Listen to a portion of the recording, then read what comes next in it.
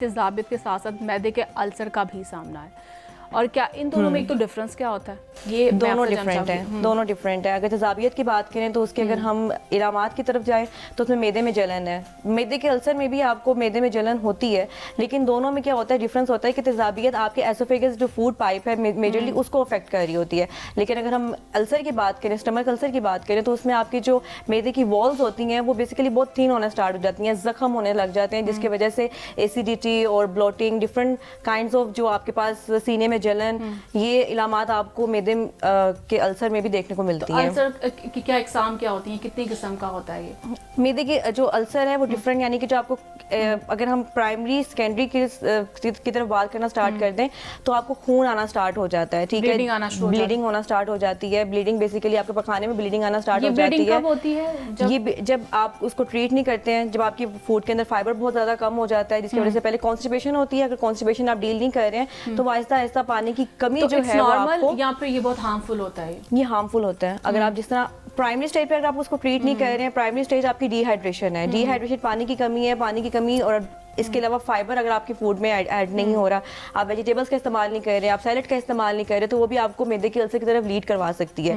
तेज़ाबियत, मैदे में जलन, जो तकलीफ है, आपके मैदे में भी तकलीफ होती है, आपके सीने में भी जलन होती है। जब आप खाना खा लेते हैं उसके फौरन बाद भी आपको अगर जलन रहती है तो वो तेज़ाबियत है, उसको आपको पहले दूर करना है। अगर वो दूर नहीं होती है देन आप तेज़ाबियत की वजह से ही जो है वो अल्सर बनता है। तेज़ाबियत की अलामात और अल्सर की अलामात समहाउ सेम है, लेकिन जो अल्सर की अगर हम बात करें ना, अल्सर बेसिकली जख्म है। जो मैदे की आपके स्टमक की जो वॉल्स होती हैं, इनर वॉल्स, उसमें जख्म होना स्टार्ट हो जाते हैं, जिसकी वजह से आप जो भी खाना खाते हैं वो आपको फूड डाइजेस्ट प्रॉपर नहीं हो रहा होता। इसमें क्या होता है, इसमें आप बता रही जैसे कि जख्म बन जाते हैं, ये स्वेलिंग भी रहती है स्टमक में? स्वेलिंग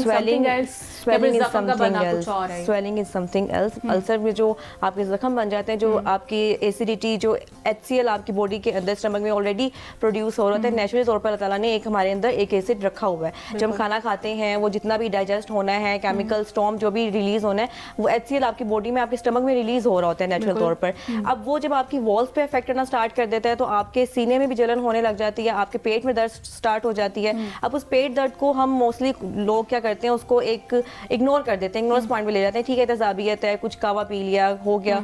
लेकिन अगर आपको ब्लीडिंग आ रही है then you have to take appointment, आप डॉक्टर से अपॉइंटमेंट लें और प्रॉपर एक चेकअप करवाएं, तभी आप प्रॉपर मेडिकेशन होगी उसके साथ। लेकिन साथ डाइट पे फोकस करना जरूरी है, आपको हल्की फुल्की ग़िज़ा लेनी चाहिए। अब उसमें क्या होता है कि हम लोग ज़्यादातर चावलों की तरफ मूव कर जाते हैं और ऐसे ही स्पाइसी फूड्स की तरफ, फास्ट फूड की तरफ हमारी जो आवाम है मूव कर जाती है। तो उसके लिए आपको बेहतर है कि आप घर में हल्की खुराक का इस्तेमाल करें। अगर आपको चावल खाने हैं तो नॉर्मली हमारा क्या डाइट प्लान होना चाहिए रमजान में? खासतौर पर सहरी से स्टार्ट करते हैं हम। सहरी में हमें कौन सी ग़िज़ाएं खानी चाहिए, कौन से सिर्फ विटामिन फाइबर्स वाली जो ग़िज़ाएं हम खाएं ताकि हमारा जो एक हेल्दी जो है वो डाइट प्लान हो सके? इसमें आपको ये करना है कि आपको अपनी प्लेट रखनी है पहले, तो आपको प्लेट को अपनी तरह से मैनेज करना है कि उसमें आपके पास प्रोटीन भी हो, फाइबर भी हो, और उसमें आप प्रोटीन में आप चिकन भी इस्तेमाल कर सकते हैं। लोग मोस्टली दही का भी इस्तेमाल कर रहे हैं, जिसमें जो कि प्रोटीन का एक अच्छा सोर्स है। आप दही भी इस्तेमाल कर सकते हैं, दाल आपकी कोई भी पसंद की दाल आप वो इस्तेमाल कर सकते हैं। आपने फाइबर सैलेड इस्तेमाल करना है जो कि आपको ऑलरेडी गैस से और आपको ब्लोटिंग से फ्री करवाएगा। अगर आपको मोस्टली ये आदत रहती है, वो लोग जिनको हर रमज़ान में इशू रहता है गैस का भी, ब्लोटिंग का भी, तेज़ाबियत, एसिडिटी का भी, तो उनके लिए ये रिकमेंड किया जाता है कि वो सौंफ यानी कि जो फेनल सीड्स होते हैं उनको भी चबा सकते हैं, या वो सौंफ का पानी का कावा बना के पी सकते हैं। अगर तो उनको सौंफ नहीं सूट कर रही है या वो नहीं पीना चाह रहे तो वो सौंफ और जीरे का कावा या खाली जीरे का कावा भी इस्तेमाल कर सकते हैं। दही का इस्तेमाल कर सकते हैं मॉर्निंग में जब सहरी के वक्त होता है, उसमें आप फ्रूट्स का भी इस्तेमाल कर सकते हैं। लेकिन आपने अगर खाना खाना है, खाली ग़िज़ा खानी है, तो आप प्रेफर करें कि आप चक्की के आटे की रोटी का इस्तेमाल करें, साथ दही का इस्तेमाल करें, वो भी अच्छी है। अगर आप होल ग्रेन आइटम की तरफ मूव कर रहे हैं तो होल ग्रेन आटा, जिसमें आप गंदम का आटा ले लें, जौ का आटा ले लें, उसको मिक्स करके भी आप खा सकते हैं। इसके अलावा अगर आप सहरी में बात करें तो सहरी में ओट्स यानी कि दलिया, ये बहुत अच्छा होता है, एक हल्की ग़िज़ा है और मैदे के लिए बहुत अच्छी और फाइबर से भरपूर ग़िज़ा होती है। इसका सही का इस्तेमाल मैं इस तरह से बता देती हूँ कि आपने क्या करना है कि आधा कप आपने दलिया लेना है, उसमें आपने 1 कप दूध, अगर आप लैक्टोज इंटॉलरेंट है, अगर आपको दूध सूट नहीं करता तो आप लो फैट मिल्क भी इस्तेमाल कर सकते हैं, लेकिन आपने बिल्कुल स्किप नहीं करना, या आप उसको पानी की जगह भी रिप्लेस कर सकते हैं दूध को।